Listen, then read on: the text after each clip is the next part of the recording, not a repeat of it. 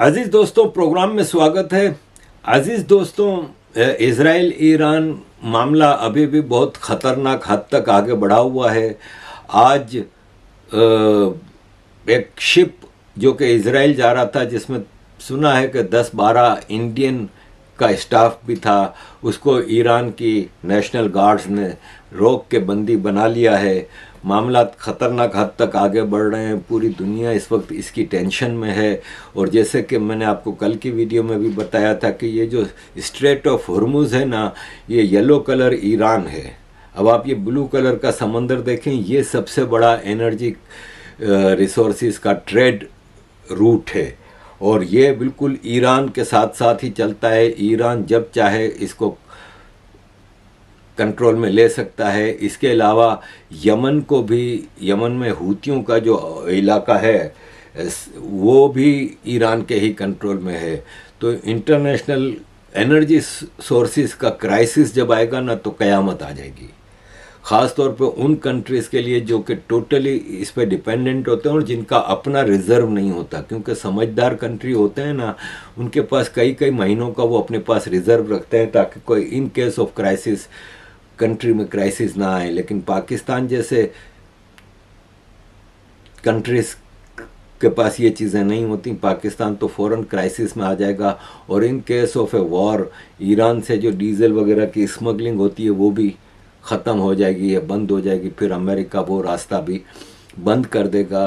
तो ऐसे में एक ज़बरदस्त किस्म का इंटरनेशनल क्राइसिस आ रहा है। अमेरिका में इस वक्त इमरजेंसी लगी हुई है। मुझे आज एक वाशिंगटन से फ़ोन आया था दोस्त का, वो बता रहे थे कि हमारे इस वक्त फाइटर जेट्स हैं, उनकी बहुत ज़्यादा मूवमेंट अमेरिकन स्काइज़ में हो गई है। लगता है कि अमेरिका पूरी तरह से एक जंग की तैयारी कर रहा है। ये भी एक बहुत बड़े एनालिस्ट हैं जिनका ट्विटर पे मिलियंस ऑफ फॉलोअर्स हैं, इन्होंने भी अभी ये चीज़ें बताई हैं। My family and I are heading out of the city right now as we just saw one of the biggest warnings in this entire conflict. Iran has pointed over 100 missiles at Israel. They're planning a massive retaliation strike after Israel did attack some of their airports. So right now is the perfect time to be scared and to be worried because this could turn into the next world war. That right there is not an understatement, not even close, as we are seeing the US calling this imminent. They are positioning ships, they are positioning troops. We now have people lining up on both sides ready to fight. This is going to be extremely scary as Iran is not just going to do this, they are planning to continue to do it. They have drawn the line here. They may try to take Israel as a whole. And if that happens and the US and its allies are involved, we're going to see a massive breakout. There could be strikes between Iran and the US. You need to understand what's happening here. Now, it's possible it's not going to break out today, but just the fact that we're at this level of tension right now is extremely terrifying. And as I have my two babies in the background, I do not want to see a war break out. That's my number one thing here. I'm not on one side or the other. I don't care. Just don't be causing things to happen that could lead to a massive breakout. It's very scary. Now, I'm hoping Iran's bluffing here, but it doesn't seem like they are. The US certainly doesn't think they are, and they certainly have the capabilities. Iran is a massive country, and they have very strong military capabilities that are not just a joke. They've been helping to some degree in the conflict already on the opposite side of Israel, and this just marks the biggest single escalation. Iran right now is also trying to get access to more powerful weapons. If they can do that, then we are going to be in trouble. Now, I will say there's a caveat. I also don't trust Israel to have powerful weapons like that. Neither country, no country really, should have powerful weapons like that. I don't even trust the United States to have powerful weapons like that. It's a scary time, and it's only a matter of when it happens, not if it happens. That's why I've also been stocking up on food. I know you cannot be sitting on your hands if a conflict breaks out. We will likely make it to the other side of it, but there's going to be a time when there's a shortage of food, a shortage of water, and if you don't have anything prepared, you could lose your life when you don't have to. It's not worth it. And so that's why I'm putting this in here. I don't normally like to include links and stuff like this in videos like this because of the seriousness of them, but in this case, it's urgent that you need to go and stock up. I do have a partnership with a company called Heaven's Harvest. They have the best quality food. I've already bought a lot from them myself. It actually tastes good. It's quality stuff that will allow you to make it through good calories calories,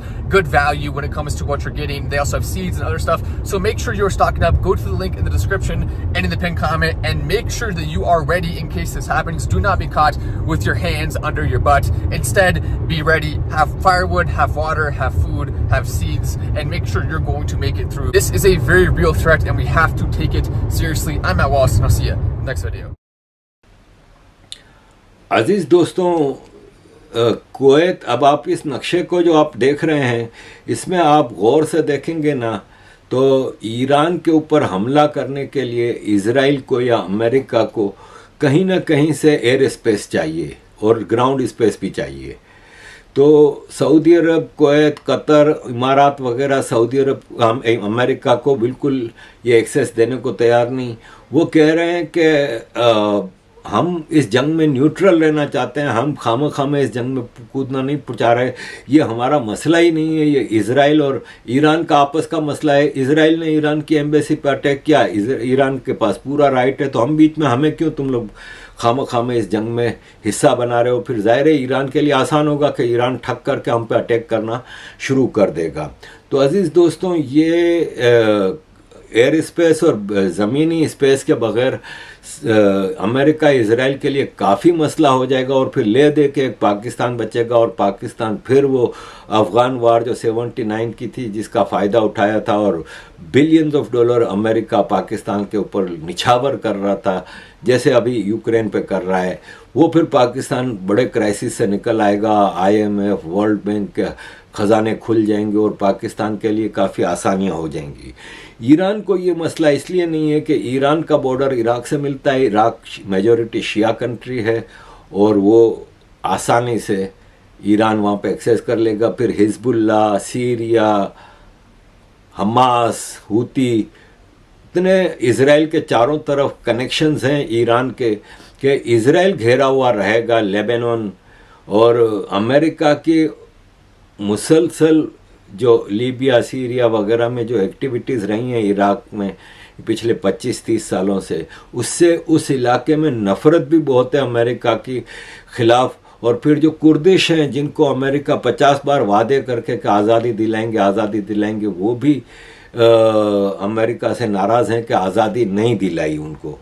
second world war से ये वादे हो रहे हैं कुर्दिशों के साथ कि हम तुम्हें आज़ादी दिलाएंगे, तुम हमारा साथ दो। सेकेंड वर्ल्ड वॉर के बाद भी ऐलान भी हो गया था कि कुर्दिश को आज़ाद करेंगे, लेकिन फिर वही मसला आ गया कि तुर्की नाराज़ हो रहा है क्योंकि तुर्की में बहुत बड़ा नेटवर्क है कुर्दिशों का। अब फिर वापस इराक वार के दौरान 2 बार अमेरिका ने वादा किया कि मौसल कैपिटल होगा और तुम्हारा आज़ाद कंट्री होगा, लेकिन फिर कुछ ना कुछ वजूहत से तो उस इलाके में नफ़रत इतनी है अमेरिका के ख़िलाफ़ कि मुश्किल है कि अमेरिका और इज़राइल पेनिट्रेट कर सकेंगे ईरान के ख़िलाफ़। ईरान के ख़िलाफ़ कंपैरेटिवली ज़्यादा आसान है कि ईरान के साथ अफ़गानिस्तान लगता है, ईरान के नॉर्थ में सेंट्रल एशियन रिपब्लिक हैं जो आज भी रशियन इन्फ्लुएंस के अंडर में आती हैं। तो ईरान एक लंबी जंग करने की पोजीशन में है। पहले मरहले पे ईरान ने 100 मिसाइल तैयार कर लिए कि 100 क्रूज़ मिसाइल मारेंगे। अब इज़राइल का आयरन डोम हम इतना ज़्यादा सुनते हैं, अभी छोटे छोटे रॉकेट जो हमास ने मारे थे वो रोक नहीं सका। और ठीक है, ज़्यादातर रोक लिए, लेकिन कुछ तो टारगेट पे लगे ना, छोटे छोटे रॉकेट। तो ये तो फिर क्रूज़ मिसाइल हैं। 100 में से अगर 10-15 भी इज़राइल पे लग गए तो इतना सा छोटा सा इज़राइल है, इज़राइल में बहुत बड़ा क्राइसिस आ जाएगा। और ज़मीनी जंग अगर शुरू होगी ना तो भाई साहब, एक वक्त था कि ईरान इराक की जंग हुई थी 1981 to 89, जिसमें मिलियंस ऑफ फौजी दोनों तरफ से मारे गए थे।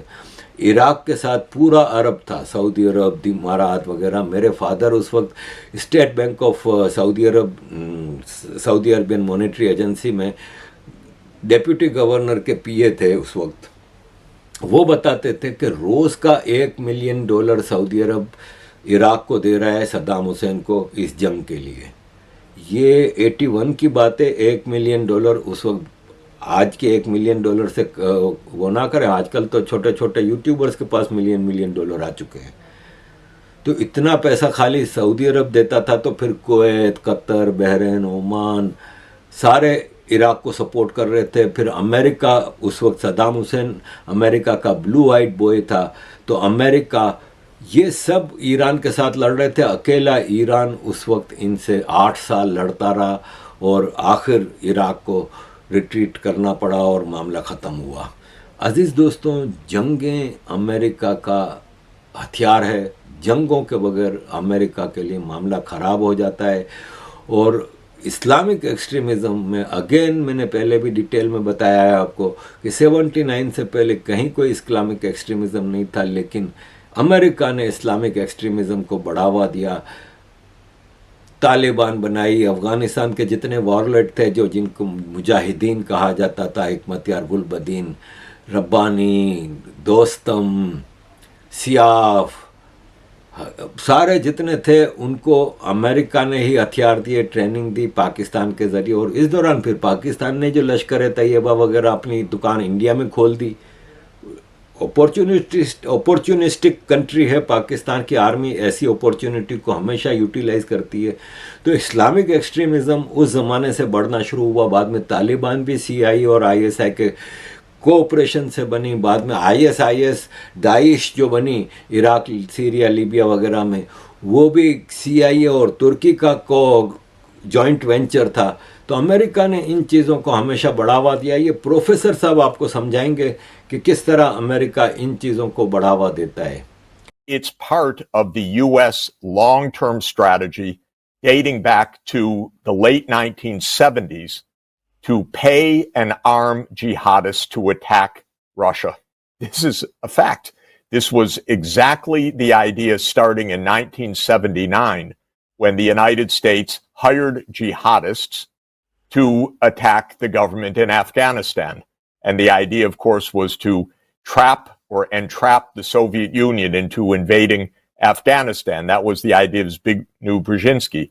But we know that the United States has run jihadists in the Balkans. It has run jihadists in the Caucasus.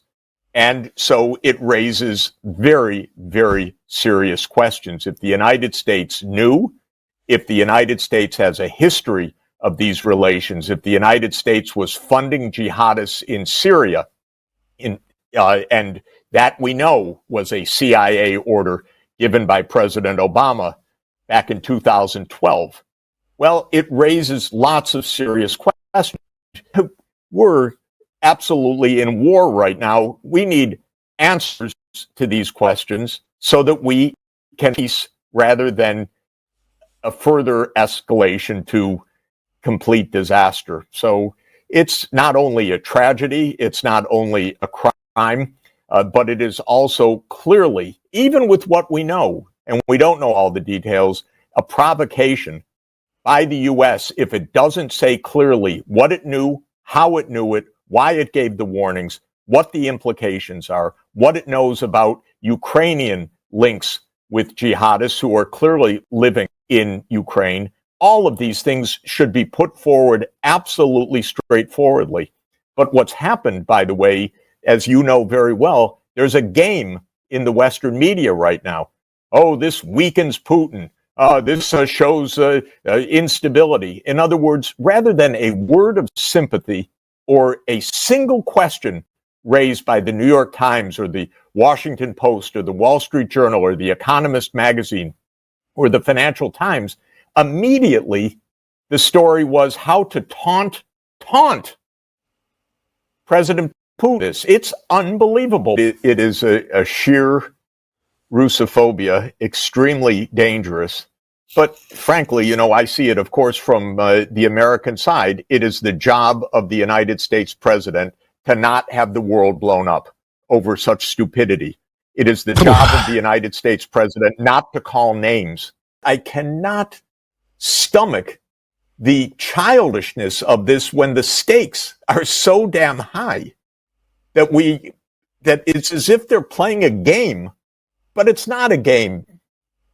Every thousands of millions are being killed. These people need to grow up. And the West has faked it for years and years because they know better than this, but they have this narrative. They tell lies. And Crocus was just another part of the lies, because whatever is the explanation, they're not telling the truth about what they know. They're not explaining anything. There is no seriousness. Unfortunately, we have a president who is, even in his younger days, was not such a nice guy. But today, I don't even know whether he could negotiate or not. This is Biden's war, not just during his presidency. This goes back to 2014. He was part of the overthrow of Viktor Yanukovych. He's been at this for a long time. He was a proponent of NATO enlargement for decades. So this is his war, not the American people's war. And this is one of the reasons why Congress is saying no right now.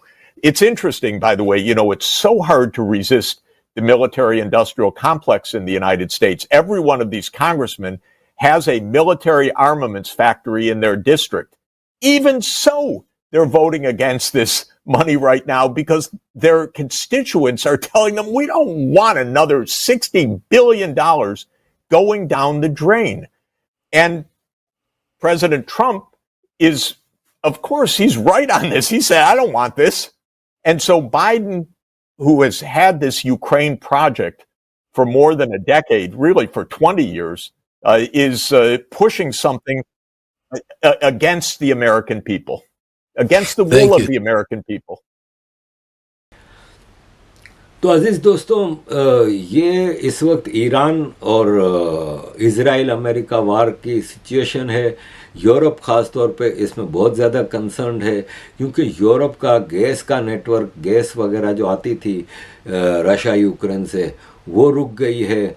Europe का जो food grain का मसला था वो रुक गया है. और अब अगर यहाँ से ये जो एनर्जी सोर्सेज का जो चैनल है, जो ट्रेड रूट है, वो अगर बंद हो जाता है तो यूरोप और पाकिस्तान जैसे थर्ड क्लास कंट्रीज़ हैं ना, वो बहुत ज़्यादा क्राइसिस में आ जाएंगे.